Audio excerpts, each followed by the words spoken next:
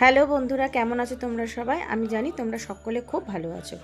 আজকে হচ্ছে রথের দিন, তাই সবাইকে জানাই শুভ রথযাত্রা। জয় জগন্নাথ। তো আজকে আমি বানিয়ে নিলাম খাজা। আমার মতন করে চেষ্টা করলাম। আমি কোনোদিন করিনি, এটা ফার্স্ট টাইম করলাম। তো প্রথমে 1 কাপ ময়দা নিয়ে সেখানে সামান্য একটু লবণ দিয়ে ভালো করে টাইট করে মেখে নিয়ে তারপরে রুটির আকারে বেলে নিলাম। আর এটাতে দিয়ে দিলাম ঘি আর একটু চালের গুঁড়োর মিশ্রণ। পরপর 4টে রুটি খুব পাতলা করে বেলে একের পর এক সাজিয়ে সুন্দর করে তারপরে এরমভাবে রোল করে নিয়ে ছুরির সাহায্যে এরমভাবে পিসগুলো করে ছোট ছোট পিস কেটে নিলাম। তারপরে এগুলোকে অল্প একটু ময়দা গুঁড়ো ছড়িয়ে খুব হালকা হাতে প্রেস করে বেলে নিতে হবে ছোট্ট ছোট্ট করে। তারপরে একদম খুব বেশি গরম তেলে না, সামান্য একটু গরম তেলে সেটাকে ভেজে নিতে হবে।